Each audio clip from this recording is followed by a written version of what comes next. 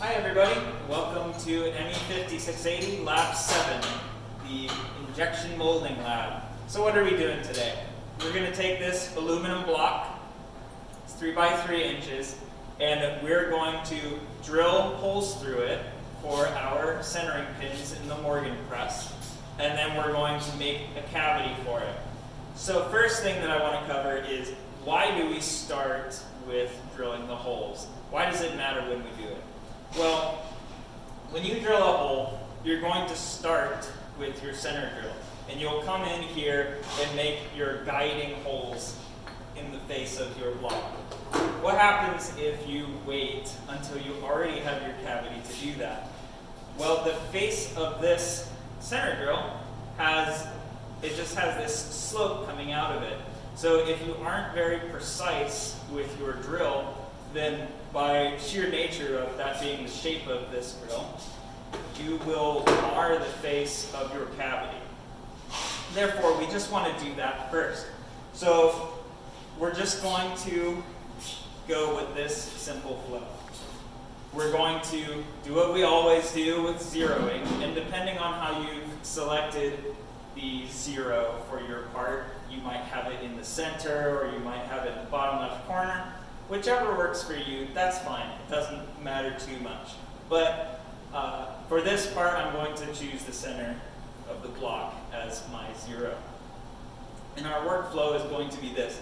We'll take the center drill. Whatever our hole pattern is, we'll come here with our center drill and get those guys out. And then we're going to take this 17/64 drill and make the center ejector pin. Next, we'll move in with our smaller 9/64 drill for the adjacent smaller ejector pin holes. However, we can't just start making these holes. And I'll show you why. By default, your machine is going to be in high gear.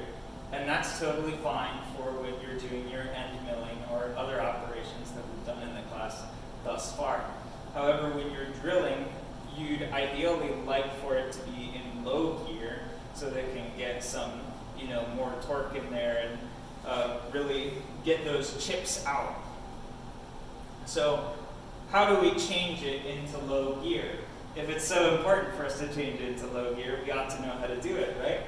You'd be exactly right. So that's the wrong one. What we have to do is move this belt at the top here. And to do that, there's a bolt in the back, which we're going to loosen. Oh, it's really tight. We're just going to loosen that. And then there's an arm here. We'll lower. And then we can move the motor back and forth. This is important because it loosens this belt for us. So we're going to raise the belt over the top here so that we can remove it from the back pulley for the belt. Take it over that smaller back pulley that's below the large one. And then re-hook it up in the front, spin it around to make sure that it comes around evenly. And once we're assured of that, and it may take a little while to do this, once we're assured of that, we can then push this back so that the belt is tight again. So we'll tighten this bolt and start by finger tightening it just so we can get it started here. And then I'll finish tightening it all the way. And with that done, you can see that it spins around fine. Well, maybe you can't see because you're kind of far away. But you'll have to take my word for it. It spins around fine. Everything's good, and we are happy with that. So now we can start making drilling holes into our block. But I've actually neglected to zero this boy first. So I'm going to go ahead and do that. And just, I'll fast forward through this so you don't have to suffer through me doing something you already know how to do.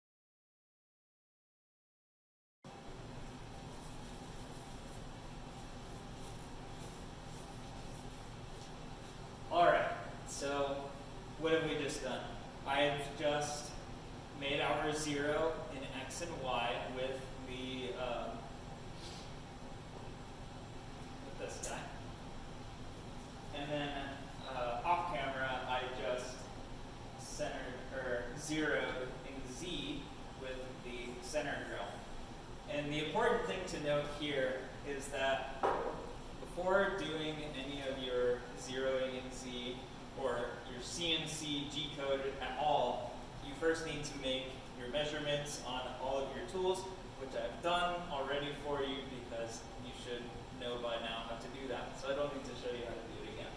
So I changed my tool to 10 because that's what the center drill is, and I zeroed in Z, so we're good on that.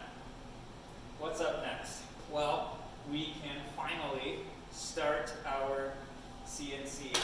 We've set up all of our tools, we changed to low gear, zeroed everything, so we're good to go. So let's go ahead and put on our safety gear, my super cool yellow goggles that like to fog up with all this mask stuff. So there's my super cool yellow goggles for all of you.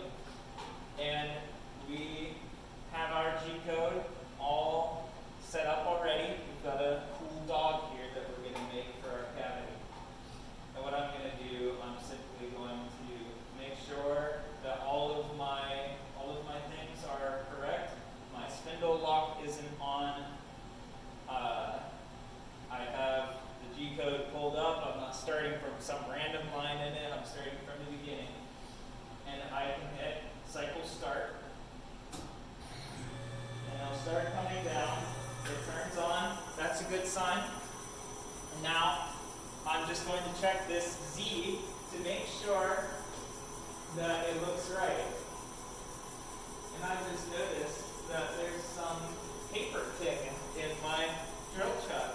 So I don't know how that got there, but I'm going to fix that. So I'm going to hit stop. Otherwise it looked great. I had it stopping about half an inch above the block, and that was reflected in the CNC feedback here. Cycle start. Turns on. We're hovering just above the surface of our part. We double check to make sure it looks good. It does look good. And so we are going to hit cycle start again and see what happens.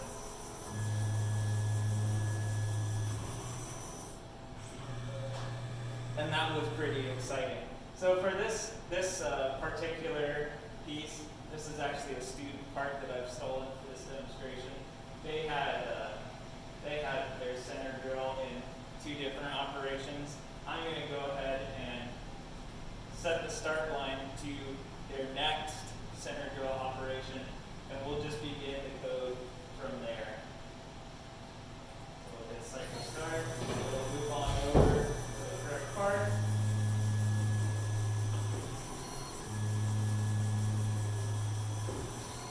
Make sure that it all looks good, and it's completed that round. Okay, so now you've got a pretty good close-up of what's happening here. So you can see all the remains from our center drill operation here. You can just flick those away. It doesn't really matter. We'd even use our compressed air and blow it away if we'd like. So next step, I'm just going to do pretty simple tool change here. You've done this a million times at this point, so it's nothing surprising or new or novel. And then we are going to outfit our CNC machine here with a big old drill for our center ejector pin. So this is only going to go through this middle one here. It's not going to go through any of these others because these are the small ejector pins.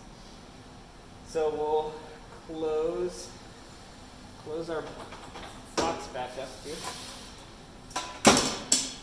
Close. All good. Spindle lockout is not on, which is to say that the spindle can spin up when we want it to, so that's good. It's always a good thing to check. And I really do mean that because many students will forget to turn their spindle lockout back off so that their spindle can spin. And that's a very big mistake. You want to avoid doing something like that. So we're going to start from our beginning of the big drill operation. We'll hit cycle start. And then cycle start again because it thinks that I haven't put the tool in yet. And you can see here, it's starting to spin up. It's right about center.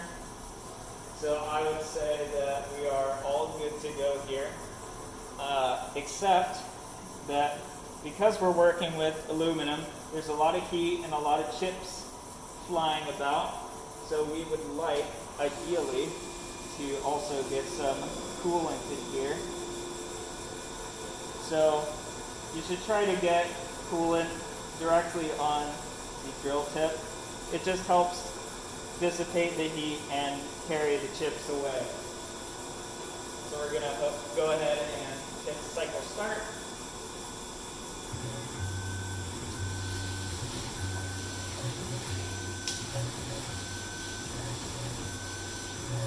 And what it's doing right now is called deep drilling. This allows all the chips to fly back out as it goes. So rather than just going straight into the hole and sticking with it until the end, this one will pull back out just to make sure that all of the chips have a chance to come off of the drill bit. And so it's finished now. We'll go ahead and run more coolant through that center hole there. Make sure that it actually went through all the way. And in this case, it actually did not go through completely. So we're going to want to go ahead and we're going to manually finish off this drilling operation.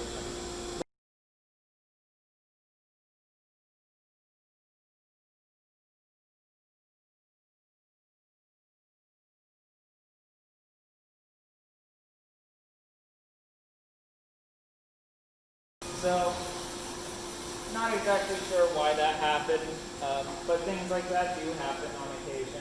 You just have to double check and make sure that everything's good. It could have been anything from maybe I made a mistake in my measurement, like I don't know, just missed a decimal place or something, or the code could have been misconfigured. It's hard to say without some more inspection, but we're going to go ahead and just say that it was a random mistake. If it happens with our next holes, then we'll just drill them out manually again. But if everything is properly configured, which is to say your code is what it should be, and you correctly made your measurements for your tools, then you shouldn't have to do something like this. You'll be all good to go just with what you have. So quick tool change over to our smaller bit, and we're going to get our smaller ejector pin holes. We'll tighten this down, make sure it's nice and tight and flush against the face of the spindle. And we'll remove our locking arm and move on with our lives. Let's set this up again. So one more time. And we're going to make sure that the tool spins up and that the offset that it says it is roughly correct. So it says that it's 2/10 of an inch, and it has just a little bit farther to go. That seems believable to me. So we'll just go ahead and let it continue on.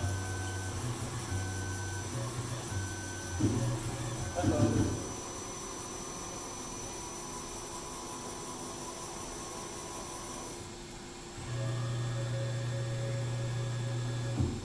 So what you've seen just now is another thing that can go wrong with these sorts of drilling operations. So if you notice, I shouldn't have touched that because it was very hot. For one thing, I wasn't running my coolant, so that's a mistake.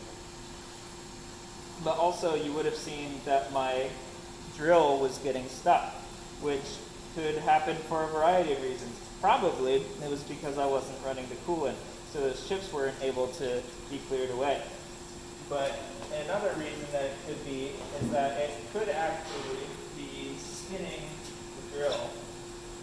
The aluminum is harder than Ren, so it's hard enough that it can try to pull out your tool. You want to make sure that that doesn't happen. And that's why it's important that you always watch what the machine is doing, because there's all kinds of things that can go wrong.